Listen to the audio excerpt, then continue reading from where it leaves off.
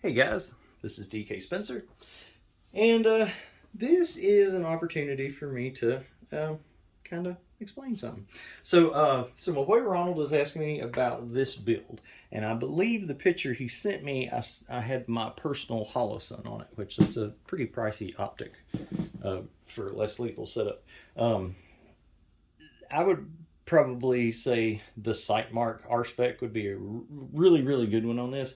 Now, don't get me wrong. If you want the Holosun, perfectly fine. I will definitely price it to you with the Holosun, but there's about a $250 price difference between those two.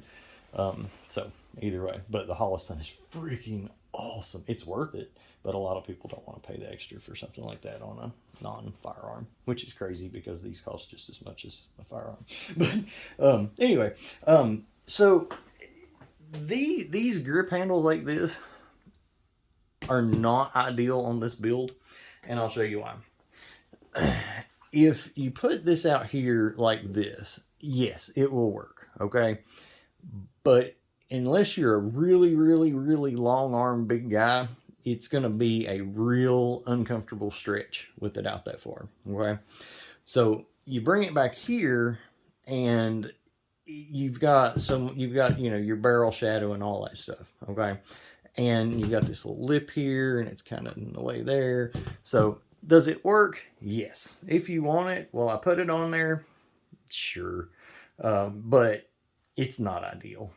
How I would run this setup to make it ideal, and I feel this is, where I kind of have a little bit of an advantage with this kind of stuff, is because I've been setting up stuff like this for a long time before I ever heard about less lethal.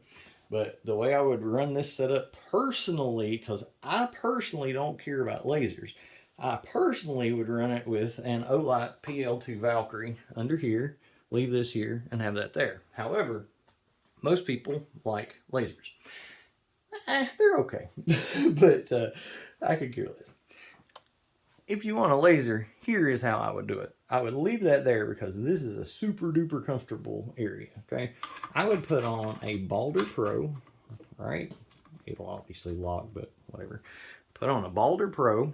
Then you've got your strobe, your light, your laser, everything all in one rechargeable package right there, okay? You've got your control. It's almost made for it. I mean, you see how well that's made? Like, see how well that fits? I mean, it's like it's made for it. So you've got your, activate your strobe right there. That works perfect, okay? That's how I would do it.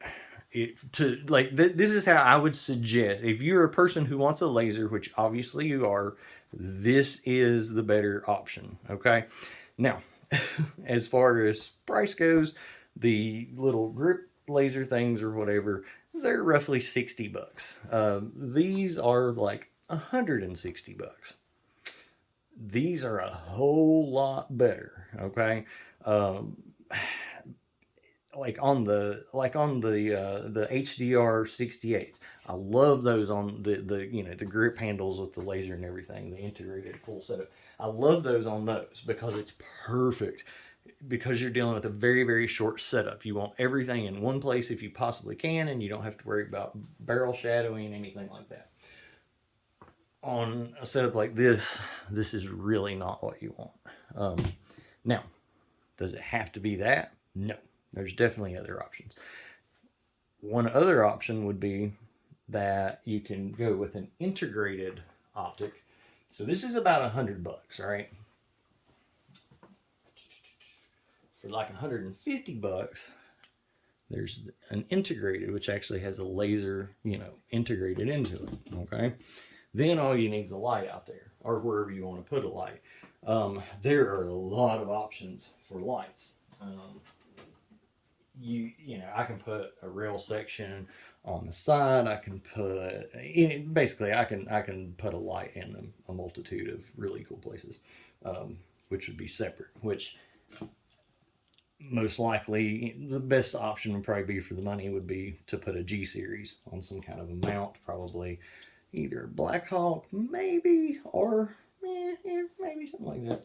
But anyway, there you go. So couple different things, but I guess the first thing would be to decide if you like to just say, This right here, you know, other than the fact, well, you're still going to come in cheaper than, you know, still going to come in cheaper than having the Holocene on there, but yeah, it's going to cost, you know, you're going to spend like, well, you see, you got a rail section that's $18.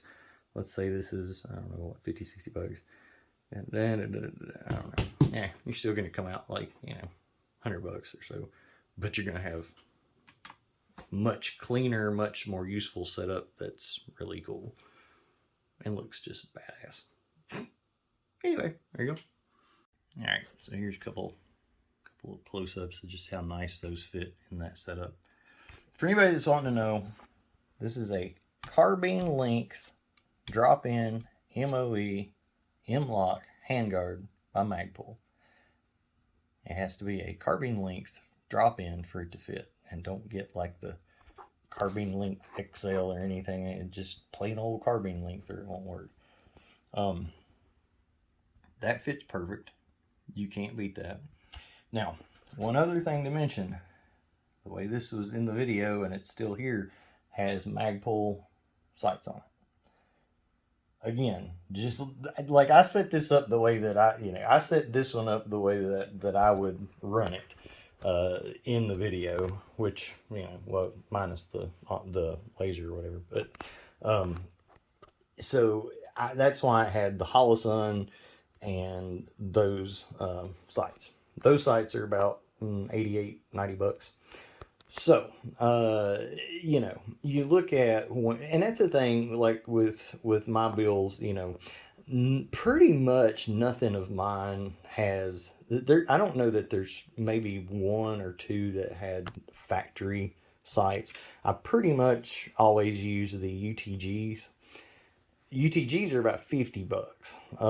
So half the price, but still not free like the ones that, you know, come on the VKS. But the ones that come on the VKS, they work fine. They're great. The function of them is great. I just don't like the look of them. It's very hard for me to be happy with a custom build when I cut myself off. It's really hard for me to be happy with a custom build when it has the big old clunky, I don't even know if I have any. Yeah, there we go. So when you have the big clunky, like, I mean, there's such a difference in that. See that? I mean, big difference. But also price difference, because these, they be free. So, all right. So anyway, here's that. Like and subscribe or something.